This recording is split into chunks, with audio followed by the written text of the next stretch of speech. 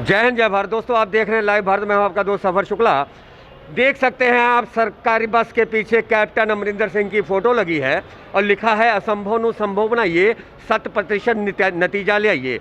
तो ये तो उन्होंने शिक्षा की बात की थी। हम सीधी बस नहीं करते, हम बस यही आपको बताते हैं कि ये जो बस अड्डा है कैप्टन सरकार, इसे अब यहाँ ये ज़मीन कैप्टन सरकार की नज़रों में आ गई है और ये ज़मीन का जो हिस्सा है 31,330 गज, उसके स्थान पर कहीं और इस बस अड्डे को ट्रांसफ़र किया जाना है ताकि ये जो महंगी ज़मीन है, ये शहर के बीचों बीच जो ज़मीन है, ये कैप्टन सरकार यानी कि निगम इसको बेच सके और अपना गल्ला भर सके। तो एक षड्यंत्र ये भी हम बता देते हैं। दूसरा हम आपको राज की बात बताते हैं कि ये जो ज़मीन है ये 31,330 गज है। 6 दिसंबर 1999 को लीज पे ली गई थी और इसका किराया है केवल 50,000 रुपये साल।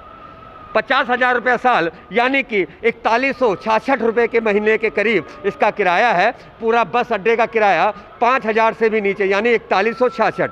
हम आपको बता दें कि जो इस बस अड्डे की ज़मीन लीज पे ली गई थी, लीज निगम से ली थी, 4100 कुछ रुपए बनते हैं महीने का, साल का 50,000। ये देते हैं या नहीं देते ये तो निगम जाने या विभाग जाने, लेकिन कैमरे के आगे कोई नहीं बोलना चाहता। हम आपको बता दें यहाँ पे जो प्राइवेट सेक्टर है, जो ये पूरा प्रबंध देखता है, वो प्राइवेट कंपनी है। तो इतनी होशियार निकली ये रोडवेज वाले कि इन्होंने बस इतना ही किया कि लीज पे ली ज़मीन और लीज पे ही आगे दे दी। मतलब किराएदार हैं ये निगम के और आगे इन्होंने किराए पे दे दी।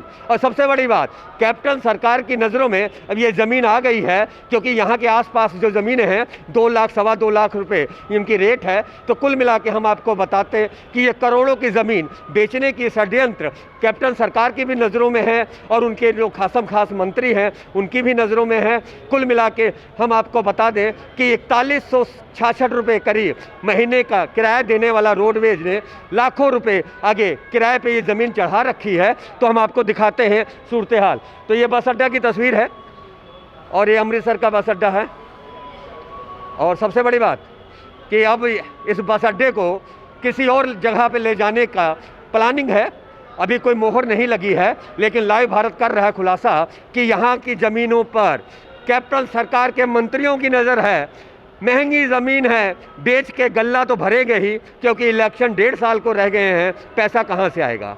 पैसा कहाँ से आएगा? तो हम बताते हैं। 174 प्रॉपर्टियों की लिस्ट मेरे हाथ में है, जिसमें 112 प्रॉपर्टियों की लिस्ट गायब हो चुकी है। जो आरटीआई से खुलासा हुआ है, हम आपको सबसे बड़ा खुलासा करते हैं कि 4100 कुछ रुपए महीने का ये किराया देने वाला रोडवेज निगम को किराया देता है या नहीं देता, ये तो बात की बात है। लेकिन आगे इसने प्राइवेट हाथों में ये सारी प्रॉपर्टी सौंप दी है। किराएदार कैसे दूसरे को किराए पर रख सकता है, ये मैं कानून से परे है। ये पब्लिक समझे, निगम अधिकारी समझे, मंत्री समझे और या कैप्टन सरकार समझे। तो लाइव भारत का यह था सबसे बड़ा खुलासा, किस तरह रोडवेज ने बस कर दी और जहां बसें चलनी थी वहां पे साजिशें चली। और सबसे बड़ी बात है कि किराएदार खुद भी है, आगे किराए पे दे दिए है सारा रोडवेज। तो प्राइवेट कंपनी को रोडवेज का ठेका देने वाले रोडवेज का जो स्टाफ है, वो मैं समझता हूँ सरकार के पैसों को अपने जरिए के आगे किस तरह से वो निभा रहा है, किस तरह पैसा लगा रहा, ये तो जांच का विषय है। तो आप देखते रहे लाइव भारत पर स्पेशल पेशकश मनोज भगत के साथ सफर शुक्ला की। देखते रहे लाइव भारत। जय हिंद जय भारत।